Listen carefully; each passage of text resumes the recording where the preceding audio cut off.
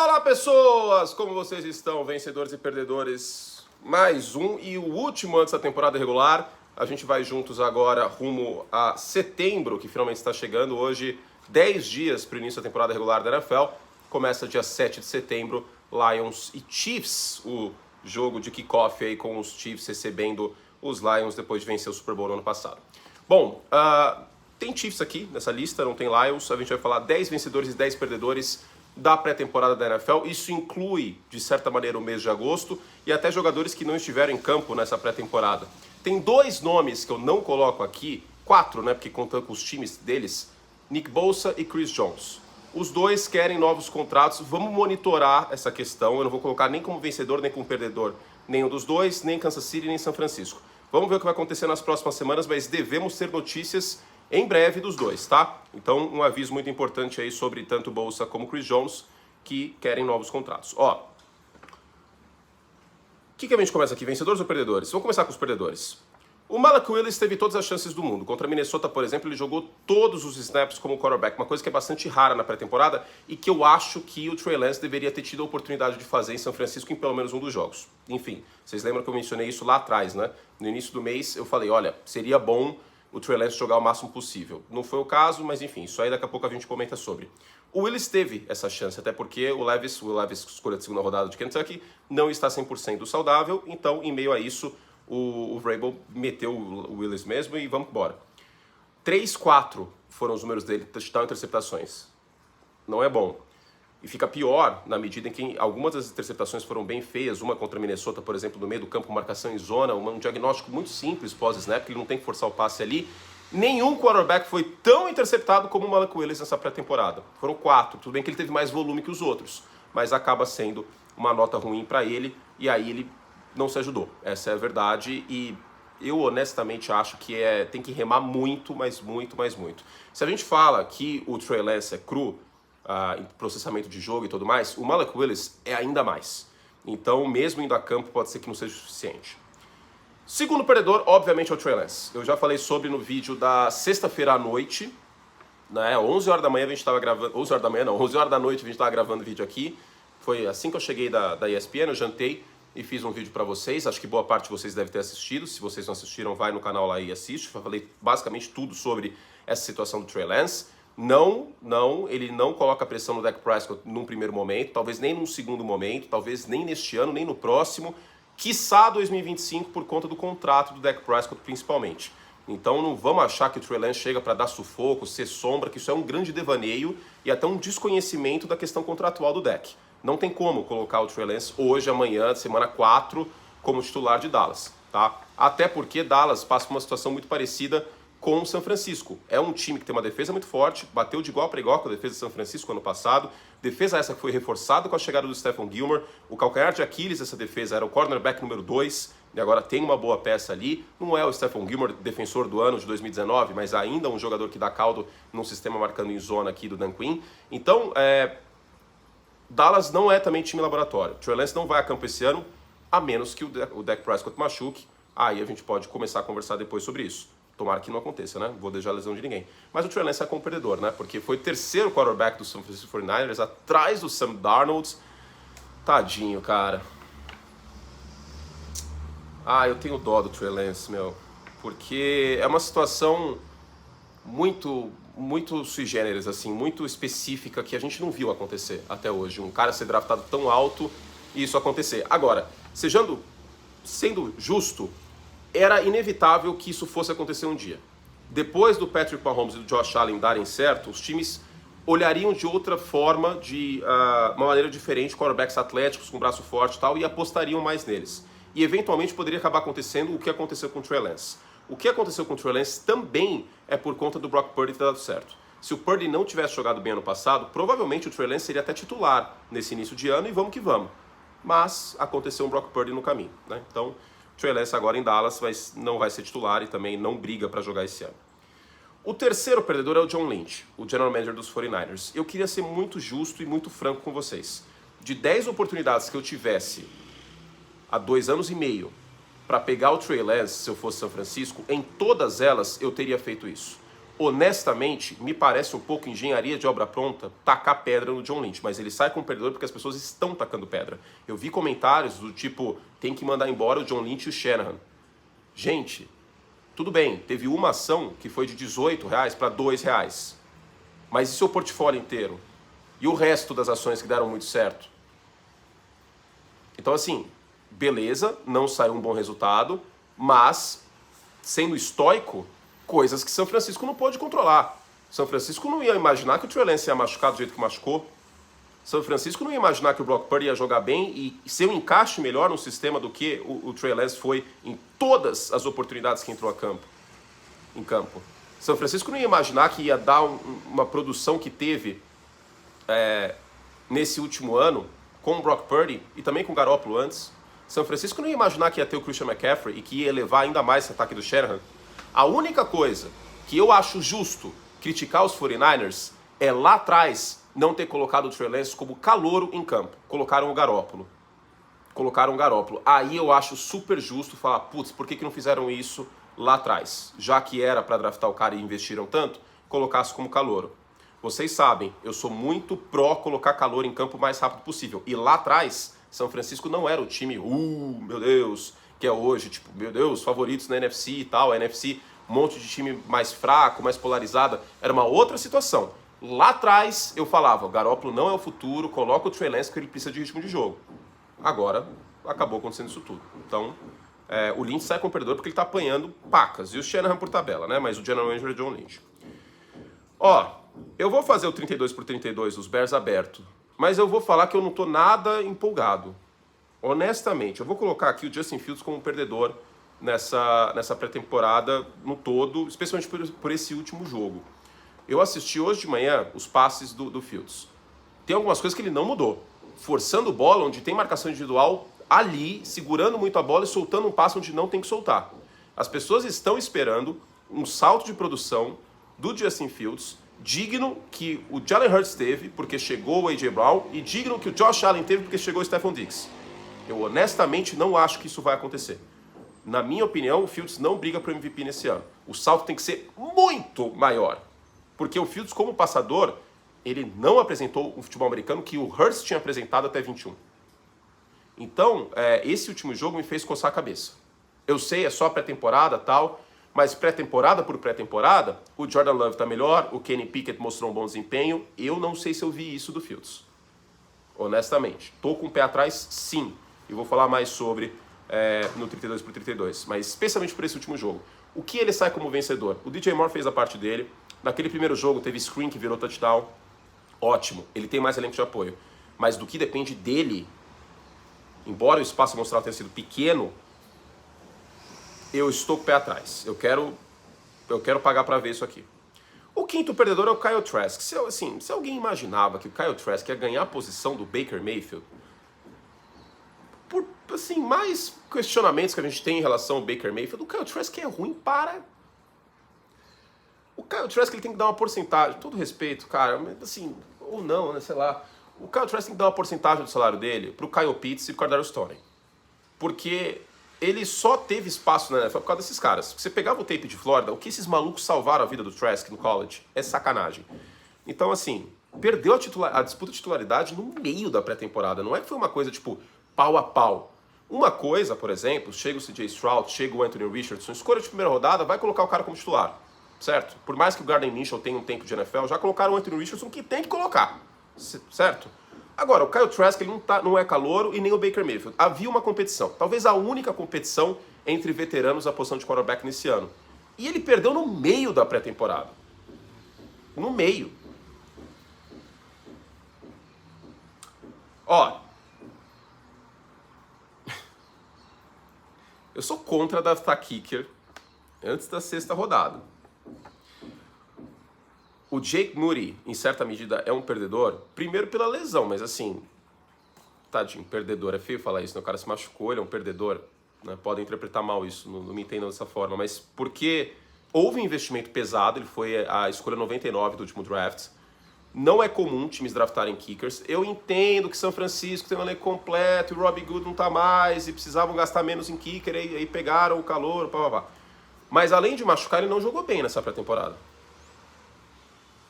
E agora São Francisco para semana 1, vamos ver o que vai acontecer. Tá com lesão no quadríceps do Muri.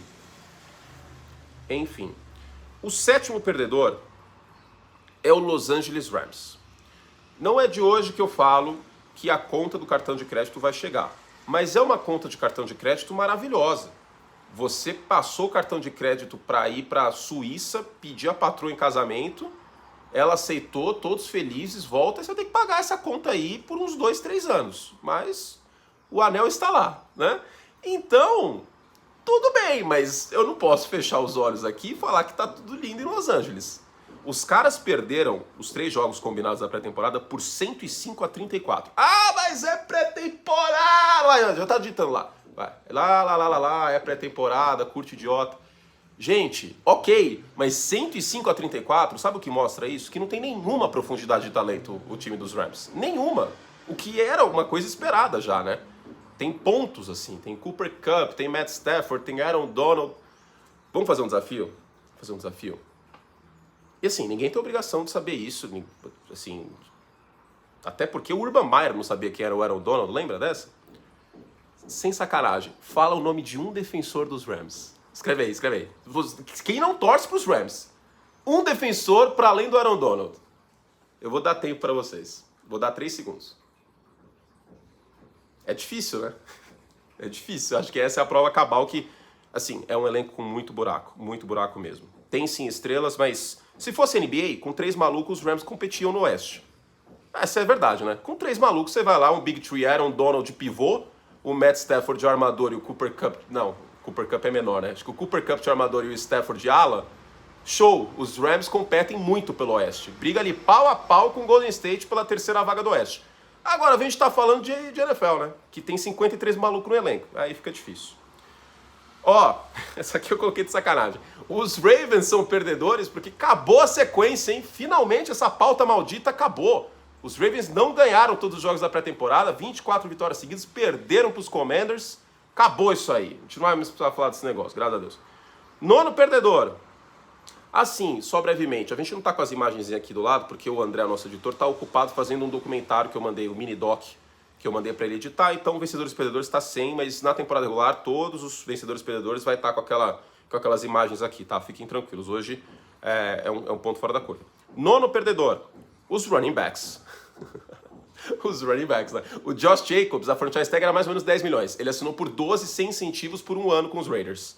O Saquon Barkley também acabou voltando para os Giants com o rabinho entre as pernas. E o Jonathan Taylor, ao que tudo indica, no momento que eu estou gravando esse vídeo, pode ser que não tenha troca. Se tiver, aí quando eu voltar do beisebol, de madrugada eu gravo, enfim. Mas até o presente momento, nenhum time vai oferecer uma primeira rodada ou um pacote que equivalha, como o do Christian McCaffrey, a uma primeira rodada. Então, a revolta dos running backs ela foi completamente combatida, né? Assim, pelos times. Uma coisa realmente inacreditável como uma coisa não foi para frente. Tá dependendo dessa situação do Jonathan Taylor. Se o Jonathan Taylor conseguir forçar a mão, ser trocado e renovar por 15 milhões, aí é uma vitória imensa para os running backs. A priori, neste momento, não é o caso. E por fim, vamos lá. É pré-temporada, curte idiota, não sabe pi nenhuma de futebol americano. Pronto, vamos lá. Russell Wilson, eu vou colocar aqui sim, porque esse... Assim, ó, não é clubismo, pelo contrário, né? Porque você vê, o cara do time que eu torço, que a pessoa física torce, o Justin Fields, eu coloquei aqui na lista dos perdedores. O Russell Wilson, vou colocar também. 10 de 19, 6 jardas por passe. E eu não vi muito diferente o Russell Wilson dessa pré-temporada do ano passado, não. Sendo muito sincero. Quando pressionado, sem mobilidade, sei lá. Eu tô bem desconfiado em relação ao Russell Wilson. Bem desconfiado. E não é em relação só ao ano passado. No ano passado, eu cheguei a dizer que desde a lesão na mão, ele não é o passador preciso que já foi, especialmente de profundidade. Eu não voltei a ver esse Russell Wilson. Tudo bem, é só pré-temporada, mas como eu disse, é só pré-temporada, mas o Kenny Pickett e o Jordan Love fizeram um deles. O Russell Wilson eu não vi. Então eu vou colocar aqui nos perdedores, vamos ver o que acontece na temporada regular. Ó, vencedores, que a gente já tá com 15 minutos, hein? Que maravilha. Vencedores. Brock Purdy é um vencedor porque, bom, não tem nenhuma sombra no time pra ele, né? Porque, por exemplo, se o Brock Purdy na semana 7 tivesse com mais interceptações que touchdown, boa parte das pessoas estaria clamando, mesmo que o São Francisco tivesse campanha positiva na liderança da divisão, estariam clamando por colocar o Trey Lance em campo.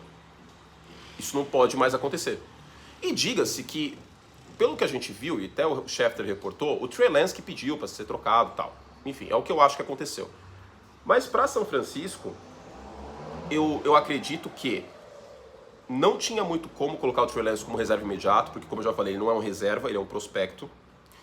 Então é coisas bem diferentes. O prospecto não tem condições de jogar 1, 2 jogos, é um cara para o futuro. O reserva imediato tem condição melhor, o piso mais alto para entregar um arroz com feijão, coisa que é o Sam Darnold. E eu acho que São Francisco colocou já o Trey Lance como terceiro quarterback para, tipo, acabar qualquer tipo de controvérsia possível caso o Brock Purdy jogue mal. É meio que um seguro. E aí trocam de vez, até porque, na minha opinião, e tudo indica, ele pediu para ser trocado. E aí limpa essa questão e não tem nenhuma controvérsia na temporada regular, mesmo que o Brock Purdy eventualmente jogue mal. Então o Purdy é um vencedorzaço, porque é o titular absoluto em São Francisco. O Sam Darnold não é ameaça de jeito nenhum. Meu segundo vencedor é o Kenny Pickett, que foi o melhor quarterback da pré-temporada. 13 jardas por passe, 2 touchdowns e uma interceptação e rating perfeito na pré-temporada. Explorou o campo em profundidade, conectou com o George Pickens, terminou o ano passado bem, inclusive o Kenny Pickett. Bem interessante isso, hein? Bem interessante. Eu tenho meus questionamentos sobre Pittsburgh, porque a defesa teve uma reformulação muito grande, tá? Corpo de linebackers, por exemplo, tal. E eu quero ver o Matt Canada sendo um pouco mais criativo, chamando esse ataque. Coisa que a gente até viu um pouco nessa pré-temporada. Mas, de maneira inquestionável, o Kenny Pickett sai como vencedor aqui. Agora, um vencedor combinado. Tipo exercício na academia que você faz combinado, tem que fazer um, depois fazer outro e tal. Aidan O'Connell e Dorian Thompson-Robinson, 2 quarterbacks de meio de draft que fizeram um trabalho muito acima da média nessa pré-temporada, jogaram limpo, fizeram o deles. O O'Connell nos Raiders e o Thompson-Robinson nos Browns. Então eu tenho que mencionar eles aqui, pelo menos mencionar, porque fizeram por merecer nessa pré-temporada, com uma expectativa menor, os quarterbacks de meio de draft fizeram o trabalho deles. Quarto vencedor aqui em pacote também, tá? Os quarterbacks calouros de primeira rodada. Assim, tudo bem, houve altos e baixos, teve aquela interceptação do Richardson no primeiro jogo, nos 2 primeiros jogos o Bryce Young teve uma linha ofensiva jogando mal, o CJ Stroud começou contra os Patriots com aquela interceptação, ok, mas no geral eles saem como vencedores. Primeiro porque os 3 vão ser titulares na semana 1. O CJ Stroud foi nomeado titular depois do jogo de ontem. Segundo porque os 3 terminaram bem a pré-temporada, tá? O Richardson foi bem quinta-feira, o Bryce Young foi bem sexta-feira e o CJ Stroud jogou 2 campanhas, mas fez touchdown, foi bem também, mais confortável no pocket no jogo contra os Saints. Então, são vencedores, os 3 aí, vamos ver na semana 1 o que acontece. Meu quinto vencedor é o Ryan Tannehill, agora brevemente, tá? O Ryan Tannehill, ele não é nem um pouco ameaçado nos Titans, nem um pouco. O Levis, quando jogou, não foi bem, o Malik Willis não tem condições de ser quarterback titular na NFL, então, por osmose, por tabela, o Ryan Tannehill é o titularaço do Tennessee Titans essa temporada, tem que acontecer muita desgraça pro Vrabel colocar ou o Levis ou o Willis, né, Tom? É isso aí. Sexto vencedor, brevemente, o Baker Mayfield venceu a posição. Não deu nem assim pro gasto, né? O Kyle Trask, essa disputa. O Baker fez até um bom trabalho na pré-temporada, mas eu vou falar mais sobre, pensando em temporada regular. Tem 2 vídeos hoje para os membros Like Plus. Tampa Bay, 32/32, e New Orleans Saints. A gente fecha, então, a NFC Sul hoje, e amanhã a gente deve fechar a AFC East, porque falta Patriots e falta Dolphins. Eu já fiz Bills e Jets. Então vamos que vamos, hein? Tá chegando a NFL, tem que terminar isso aí. Então o Baker Mayfield também vencedor. Meu sétimo vencedor do Jordan Love. Foi bem nos 3 jogos de pré-temporada. Já fiz vídeo sobre, também não vou estender muito. Muito conforto no pocket, muito domínio do sistema. O time é dele. Ele vai jogar em nível MVP, top 5? Não acho que seja o caso. Os Packers vão para os playoffs? Também pode ser que não aconteça. E tudo bem. O mais importante agora é o Jordan Love apresentar um bom nível, por mais que o elenco de apoio não empolgue tanto, né? Como eu já falei, o corpo de recebedores não é grande coisa, pelo menos hoje, né? Tem um tight end calor, a dupla de running backs é boa, vamos ver o que acontece. Mas, depois dessa pré-temporada, eu acho que o Jordan Love entra muito mais puxel na temporada regular do que a gente imaginava, porque o espaço emocional dele é ridículo de pequeno.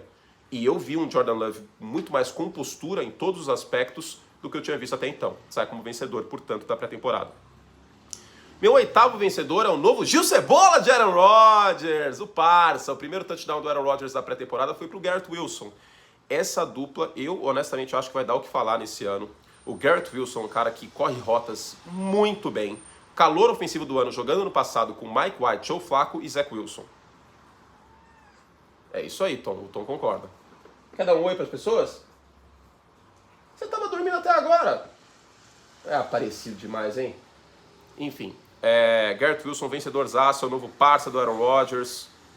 Eu tô muito empolgado para ver Garrett Wilson e Aaron Rodgers. Eu acho que já na primeira semana contra os Bills isso aí vai ser um espetáculo. Meu nono vencedor, lembra quando eu fiz o Vencedores e Perdedores da pré-temporada, da primeira semana? Que eu falei quem vai ser o primeiro wide receiver dos Chiefs. Assim, provavelmente vai continuar sendo o Marcus Valdes-Scantling, ou melhor, continuar sendo o Travis Kelce. Mas o Rashee Rice, que é calor, ele teve 14 recepções. Foi, nessa pré-temporada, o jogador dos Chiefs com mais recepções. Tudo bem, ele é calor ou tal, mas olho nesse menino, tá? Faltou mencionar ele no outro vídeo. Tem muito wide receiver aí em Kansas City, jovem e tal. Tem o Sky Moore, por exemplo. Tem o Kadar Stone pensando na temporada regular. Mas o Rashee Rice, ele sai como vencedor pelo volume que teve. Foram 155 jardas também nos 3 jogos. E para terminar, o maior vencedor somos nós. Porque sobrevivemos a mais uma pré-temporada que eu sei que os jogos são mais ou menos, né? Eu sei disso, vocês sabem. Pode falar a verdade, você que está assistindo. Seja honesto comigo, você assistiu alguma das transmissões que a gente fez na pré-temporada? Se você não assistiu, tudo bem, não tem nenhum problema. De coração, não tem nenhum problema.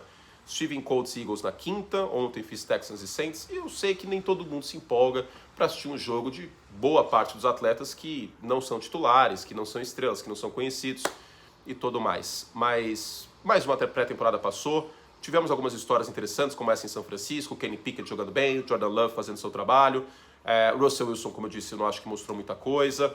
O que mais? Os running backs. Foi um agosto bem interessante, com bastante volume aqui de vídeos, e a gente segue com esse volume alto nesse final de agosto. Agora, 2 semanas basicamente para a NFL de fato voltar, né? 1 semana e meia, volta na quinta-feira, mas essa semana um pouco mais parada, um pouco mais morna. A gente soca um monte de vídeo aqui, fiquem tranquilos, tá bom? Então é isso, para os membros Like Plus tem 2 vídeos para vocês, o 32x32, e amanhã tem Patriots e Dolphins, também 32x32, Patriots aberto, Dolphins para os membros. Para mais conteúdo, venham com a gente no Like Plus, tem Exagero Fato essa semana também, deve ter um mini doc, os 7 campeões mais surpreendentes do Super Bowl, muita coisa legal vindo pela frente. Também vai ter prateleira de quarterback ainda, também vai ter prateleira de times, também vai ter 32 times e um caos, 32 times e o paraíso, o algoritmo de vitórias, ainda tem bastante conteúdo para vir aí. Fiquem tranquilos que a gente vai juntos até dia 7 e depois também. Beijo carinhoso, fizemos todo o estrago que podíamos e até a próxima.